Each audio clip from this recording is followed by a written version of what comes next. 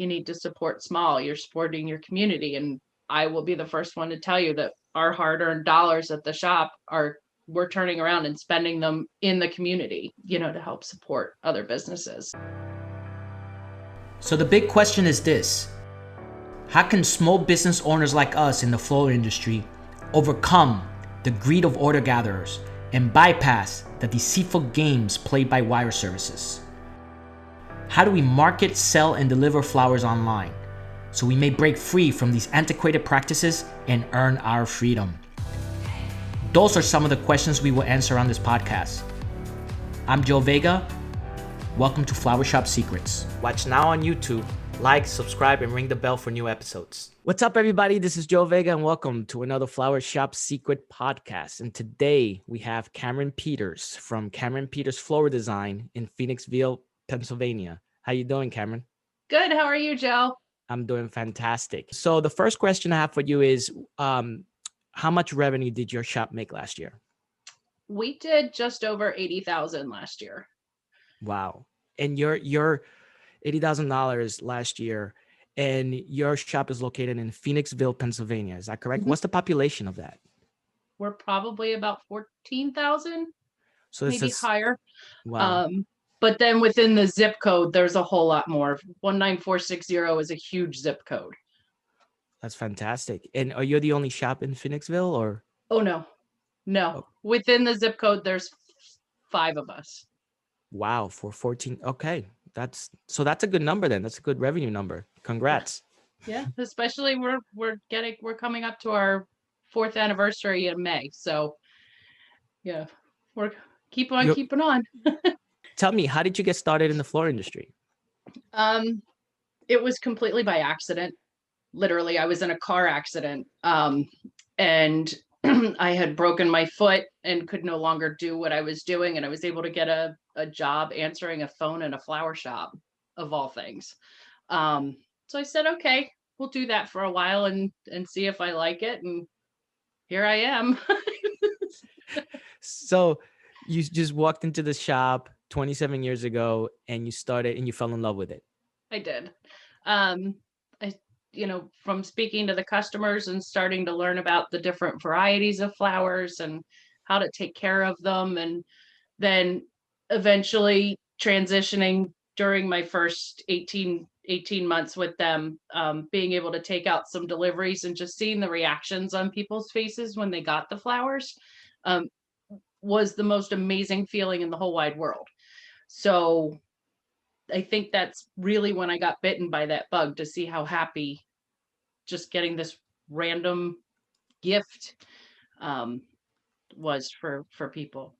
So your favorite part, I mean, especially in the beginning, was watching people's reactions once you deliver those flowers. And I have to be honest, it's still my favorite part, because now I'm making them. So when you can take the order and make the order and then deliver the order and you see it full circle, that is the best feeling in the whole wide world. I had a few opportunities when I was visiting shops, to deliver flowers. And I agree with you. It's a wonderful feeling that you get. And everyone's always happy to see you if you have flowers in your hands, right? Well, you can see it in their eyes. Right. If you pay attention, you see it. And you're absolutely correct. It's pure joy. It's not just a smile. Yeah. So would you say the delivery drivers in the flower shops have the best job?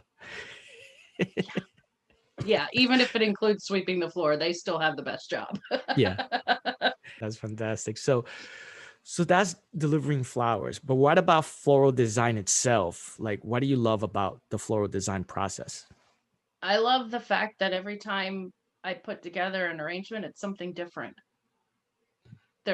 I try very hard not to mass produce anything going out of my shop. I try to make everything unique to the situation or the sender relationship to the recipient.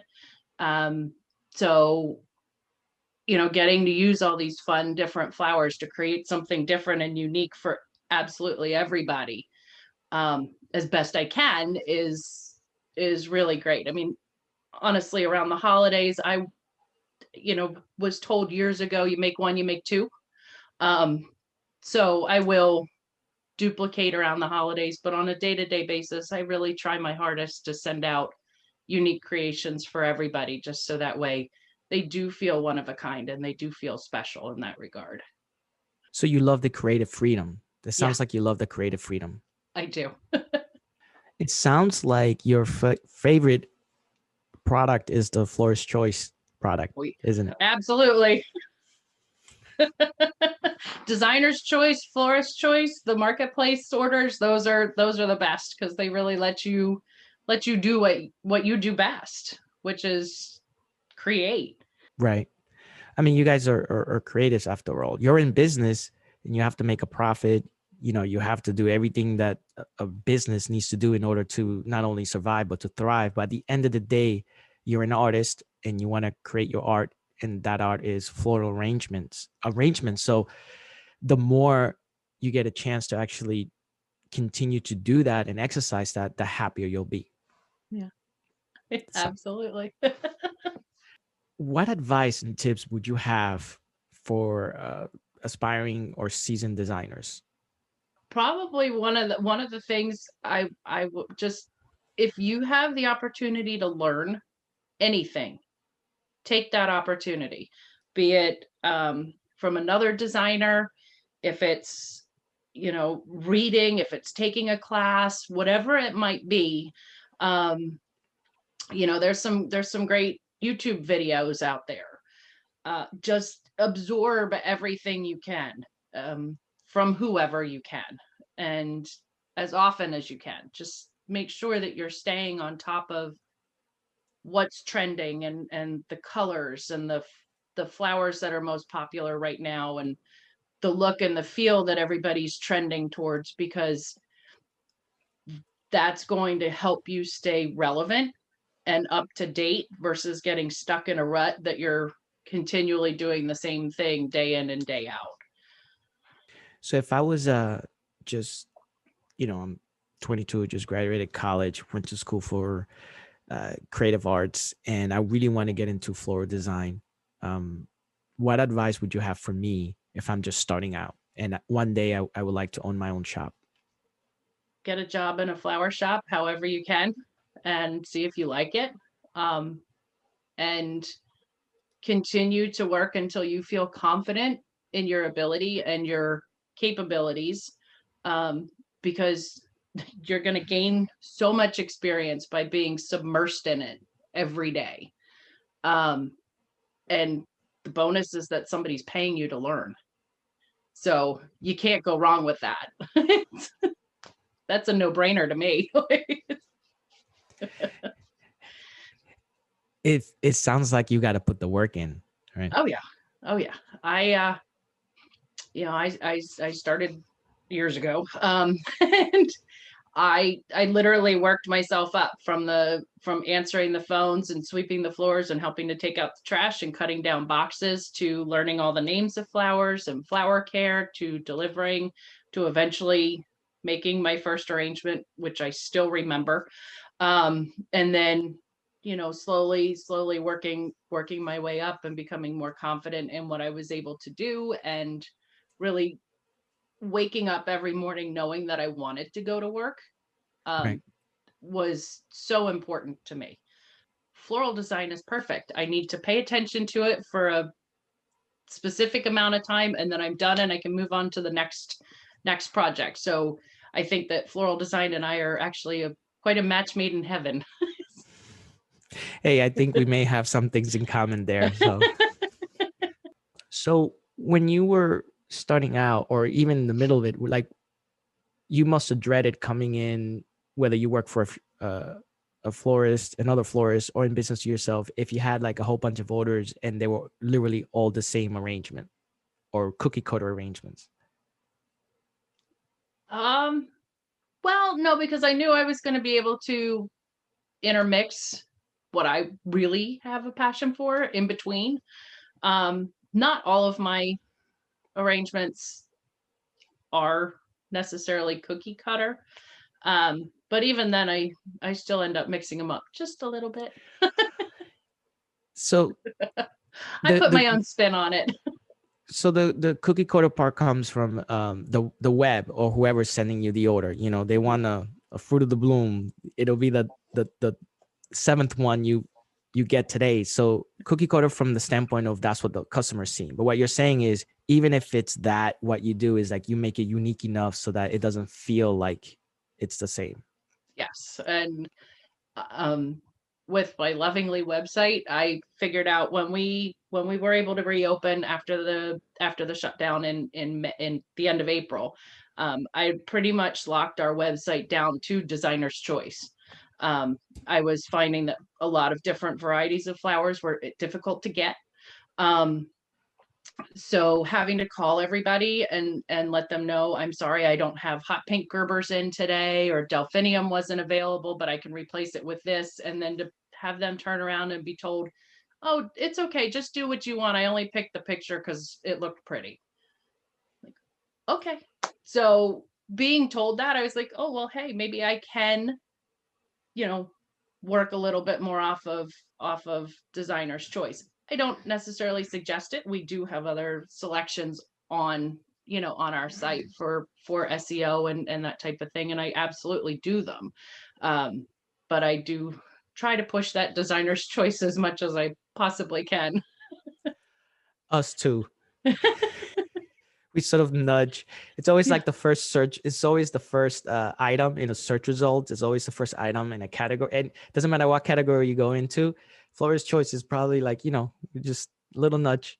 Yeah. Just buy this one. Yep.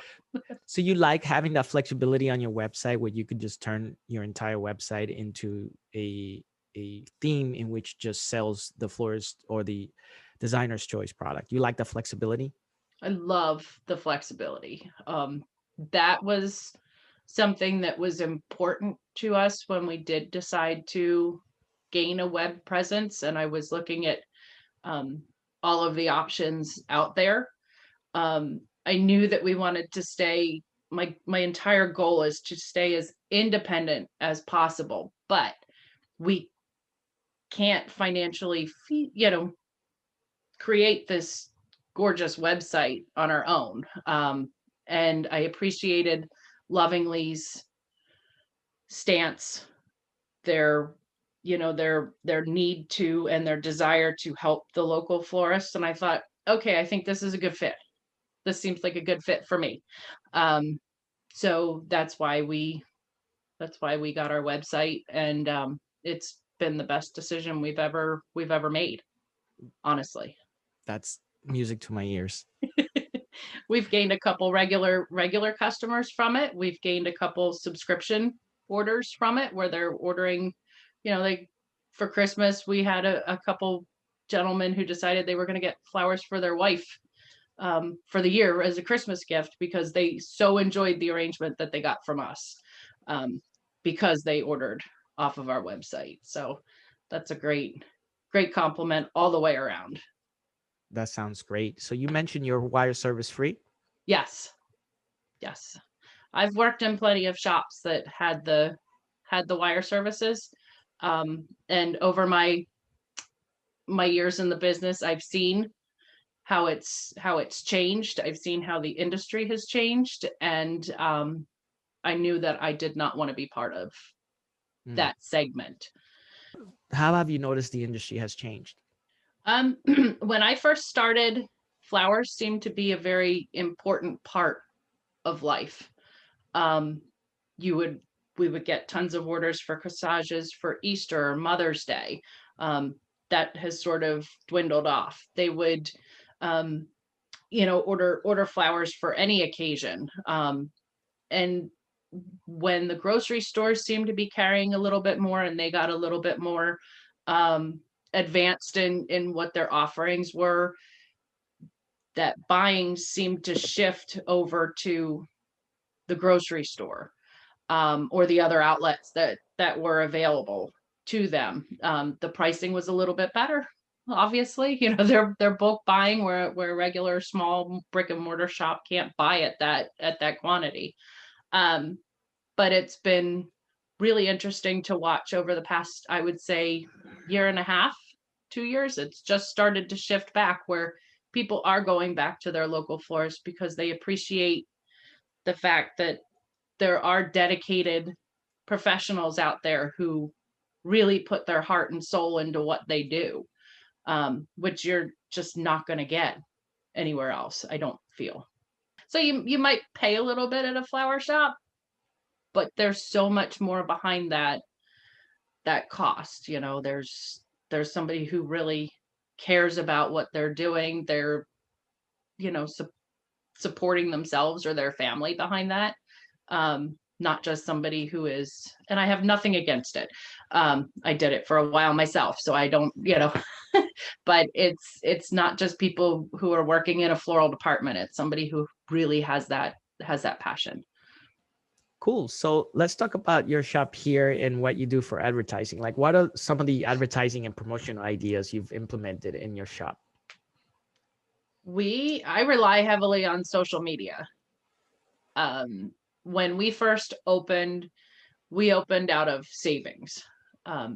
So by the time we got the shop up and running, got the lease, got some of the fixtures and that type of thing, there was no room in the budget if I wanted to survive. So I taught myself very quickly how to be on social media. But we also jumped feet first into the community, which is hugely important here in Phoenixville, to be part of the community and to support your community. And so we joined the chamber, we joined the Small Business Association. We participated in so many activities just so that way people knew that we were there. And so really, as far as advertising goes, we haven't done a whole lot of paid advertising, just a whole lot of face advertising, just being out and about and people knowing that you're there. Great. Which social media platforms are you using? I'm using Facebook and Instagram. I do have a Twitter account, but I'm not active on there at all because I forget I have it. And I'm not, if you haven't figured this out yet, I'm not exactly the most abbreviated in my words. So Twitter, when it tells you can only do 130, I'm like, oh, I can't do that. Like, that's not enough space.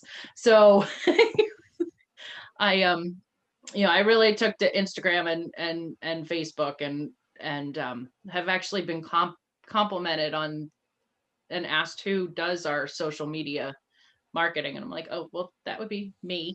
And they're like, oh, I love it, or you've got such a great view, and I'm like, well, thank you. I take that as a compliment. I'm like, it's just me being me. I'm not going to put something out there that doesn't reflect back to my personality and who we are. So yeah. Well, that's what most people are drawn to. You have to be authentic. Yeah, that's the only way it works. Absolutely. Awesome. So as a florist, you mentioned community. So how are you an active member of your community? Well, we will be we donate to the Phoenixville Chamber when they do events, because we are active members with them. We participate in events at the senior center. They have some great things going on up there. We'll either do something for a raffle, or I've had the opportunity several times to just randomly go up there with flowers and let them give them out, which means the world to us. I actually, next week, I'd like to take some stuff up to them because we haven't done it in a while. But they do, because of the pandemic and the seniors, they've been doing a meal pickup once a week. And I think it would be fun. I didn't have the opportunity last week because it was so busy, but I wanted to give them Valentine's, but we'll do it just because, to make them smile. But yeah, we also participate with the JCs. They do a Dogwood Festival every year, so we participate in the parade. Anything that we can do to do our part. we're very big also in supporting small, you know, and these are our friends. So we want to see them do well. So we turn around, and it's just what all those posters and all those sayings say, is that, you know, you need to support small. You're supporting your community. And I will be the first one to tell you that our hard-earned dollars at the shop we're turning around and spending them in the community, to help, you know, to help support other businesses. So yeah, it's huge to us. That's beautiful, actually. You mentioned senior centers there. Yeah. How do people in the senior centers feel about you coming over? They love it. They love it. They even assisted with putting together goodie bags, not this past year, but the year before, for the Halloween trunk or treat, and they had the most amazing time doing it. They had so much fun, and they got them done in a day and a half. It would have taken me over a week to do 500 gift bags, to hand out, but it makes them smile. You know, it's a wonderful, again, it just goes back to delivering it. It's a wonderful feeling to make somebody smile. So when they see you walk in with flowers, or they see you walk in with an arrangement, they're all talking about it. You know, Right. it's an event. Yeah, I just have to share this story. I spent I spent 5 years of my career going to 2 senior centers a day in New York City, and I learned a lot. There's a whole world of knowledge in senior centers, Oh yeah. and they have interesting stories. And I usually was quick about doing what I had to do, in terms of, I used to just fix a computer, or update a program or something, but I always used to hang out afterwards. And there are some characters Oh yeah. in senior centers, but you learn a ton. So they're one of my favorite people to hang out with. Oh yeah. It's Yeah. awesome. They have amazing stories, Yeah. and they want to share them. Right. They want to tell you. You know, I had for one of the chamber events, the senior center was actually the beneficiary of all the money that was raised. So I took all the flowers up there, and the ladies and gentlemen at the senior center actually helped me put the centerpieces together for that event. They had so much fun, and just the chit chat that was going on. I remember doing this, and you know, one of them actually worked in a flower shop at one point, and she misses it. And you know, then I had them all laughing, because I said, well, you don't know this, but you're all hired for Mother's Day.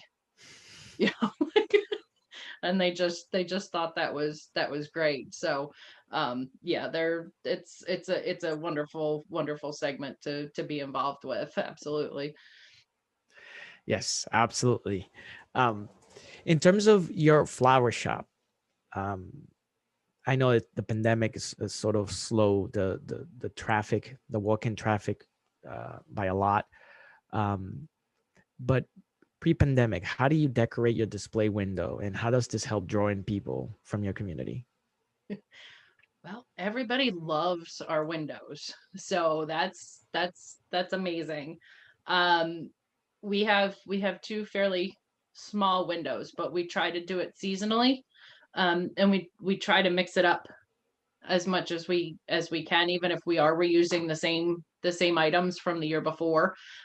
We've collected a few things over the last couple of years that definitely are showstoppers. One of them being our Nightmare Before Christmas window, which goes up 2 weeks before Halloween, and stays up until um, right after Halloween, generally the beginning of November, and then we'll switch it to the holidays.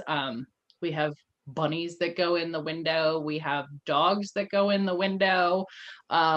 Anything to capture attention, and really for us, we're a very walkable town. And there's tons of families out there. So we figured out within the first 6 months, I would say, that if we capture the attention of the kids, we've got the parents. Um, so we try to put kid friendly, something that's going to attract the attention of the kids. And it's actually kind of funny, the dog that we have that we put in the window. There's a couple dogs that walk get walked past our shop, and the one was very confused, and his owner said he's very confused. He doesn't know where the dog went. Because he would look in the window and see this little dog, and I'm like, okay. I didn't know we were affecting him that much, but that's awesome. So that's brilliant. You what is it about what do you do to the windows that attracts the kids? So for Christmas, we had a 6-foot Santa in the one window, and we had a couple reindeer, and Santa had a bag that said reindeer food on it. So it made it look like Santa was feeding the reindeer, standing outside of his front door. And then we had a mailbox hanging on the wall that had some letters to Santa spilling out. Like I said, a lot of the kids, surprisingly enough, are not scared by the Night Bear Before Christmas window. They know Jack and Sally as much as they would know Mickey and Minnie, which surprised me. We've done things with smaller sized items. So because of the size of our window necessarily, but because kids are attracted to smaller stuff. So we have a little tricycle in the window that has a like a wagon behind it. We have a pull wagon that has our logo on it. Just stuff that like little ladybugs we'll put in the window in the springtime after the bunnies come out, because the kids like the little ladybugs. They like, the creepy crawly stuff too. So, by including that, we're going to catch their attention, because it's also at their eye level when they're walking. So yeah, and bright colors too, that really captures the attention, is putting something bright. That's one of my favorite parts about doing these podcasts, these interviews, is I love to learn. Like what you just said about the kids there, that's a brilliant idea. That's awesome. Yeah. Yeah, you got the kids, you got the parents, and if the door is open, more the merrier. They'll just wander on in. They're like, I want to see the flowers, and in they come, and the whole family's following after them, and all of a sudden it's, oh, I didn't even know you were here. Oh, this is beautiful. And so it starts a whole new conversation, and somebody new just came in your door, which is amazing. Right. Or just the scent, right? It's just like the scent of the flowers. Like, oh, you know what? Maybe we should get some flowers. Yeah.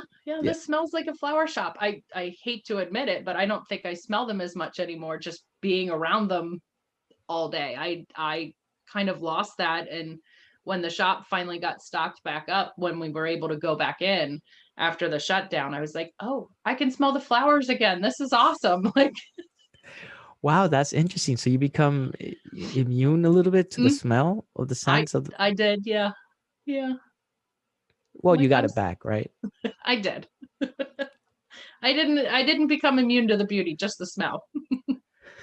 Awesome. So Cameron Peters from Cameron Peters Floral Design in Phoenixville, Pennsylvania. Thank you so much for joining me today, Cameron. Thank you for having me, Joe. It was my pleasure. This was fun. It was fun. Could you tell everyone where to find you on social media? Yep, we are Cameron Peters Floral Design on both Facebook and Instagram, or at CP Floral Design. Perfect. Cool. But yeah, if you ever hear anybody struggling with their, with their window displays, definitely, if they've got a walkable town, tell them to try and put something in there to attract the kids. Awesome. All right, Cameron, thanks so much for everything, and we'll talk again very soon. Sounds good. Thank you. Have a great day. We want to help your business bloom. Check out more episodes of Flower Shop Secrets. Watch now on YouTube. Like, subscribe, and ring the bell for new episodes.